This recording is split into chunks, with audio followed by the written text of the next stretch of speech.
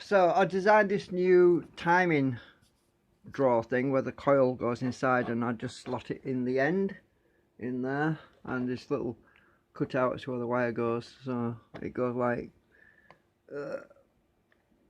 put the wire in the slot, then it just goes inside, and I insert it like that. It goes in the bottom, and the coil is adjustable, so I can move the coil back or forwards, just like you would just a timing on the car engine. So it moves and adjusts the point at which it sends it on trigger pulse, and the wire comes out the end with that little slot. I've made a mark on it where it seems to work at the best position.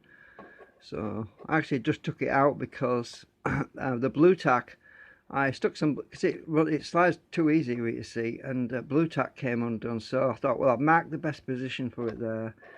So what we'll do is I'm just going to put a little bit of blue tack in this drawer so that it doesn't keep moving. And now I've got the good position for it. If I need to adjust it, and all I have to do is pull the whole drawer assembly out and remove the blue tack, which seems to work good. And it's better than gluing it because I can readjust it. I just have to take the blue tack stuff out if I want to make a readjustment, and I just use a bit of steel I bent over in a U shape to form my core. Let's see if I can get a close up of that. That's the bit in the middle. So I used an existing coil I wound a few years back for a different project. Thought, well, why not make use of the little coils that they seem to be perfect for the timing. So there's a little nub there where the wires actually are soldered onto the coil. I've stuck some plastic on there on the copper tape to stop the tape from peeling. I didn't want the tape to start buckling and peeling off, so that's holding that in position. So that's my modified drawer. So what I'm going to be doing next is I'm going to be making some more drawers like this to hold the new drive coils. I'm going to use some rectangular drive coils to drive the assembly. So I'm going to be taking out those round ones. I don't know if you can see in there. Actually, I can't. It's a bit dark in there right now, but get my torch and go on the other side. But you should be able to see that the coil in there, it got a bit of heat on it, and it kind of, see if I can get the light on it. Right, it's actually melted. Don't know if you can see. Well, yeah, the bobbin itself, you can see where the edges start to melt. Yeah, so the drive coils, I'm going to be using three rectangular coils instead of round ones. Seem to have more torque. So I've got to go back into SketchUp and start making a new holder, which will be similar to this in a way, only there will be a hole all the way through for the coils to. I just grabbed one of them. So I've got some coils over here which I wound before for another project, so I can use these, you see. And so let's see if the drawer is actually the right width, as you can see, because I designed this so it could go in the ends originally like that.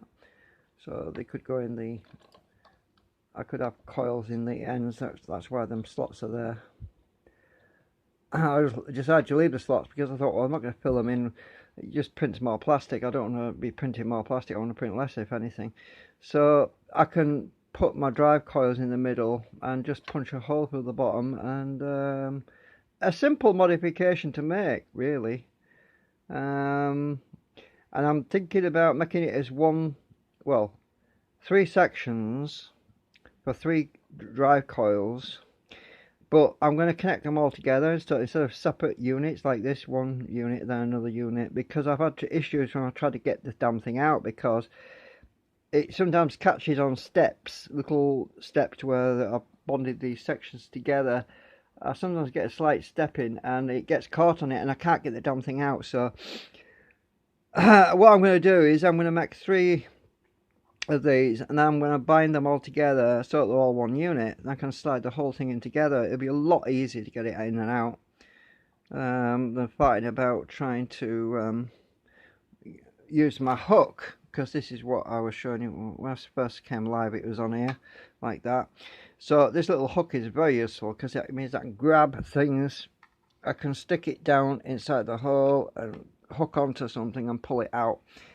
Unless I turn it up over and start putting my finger underneath, I can do it that way as well. But if I don't want to move this around, if I don't want to move it all around, I can just grab a hold of it with a hook and pull it. I actually pulled this drawer out with a hook. I just stuck the hook in the end and pulled it out, which is easy. Yeah, anyway, just a little update on the new timing drawer. Thought it'd be interesting seeing that. It works pretty well. I just need to get my drive coils redone because I just need better drive coils. The flat coils, as I was saying in the previous video, work a lot better for torque. They're obviously worse for using the generator coils because they actually cause more drag. But for driving something, they actually create more torque, which is the opposite of drag. So, yeah, I actually want to utilize the rectangular ones for the drive coils now instead of the round ones, because I found the round ones to be a little bit less efficient because you see you've got multiple forces on a round circle. You might, on one half it might be pushing, and on the other side it might be pulling a bit, so you cancel out some of the work, and it's but using a round one as a drive coil is less efficient, but it's more efficient as a generator coil. Anyway, I'm going to disappear again. Thanks for watching.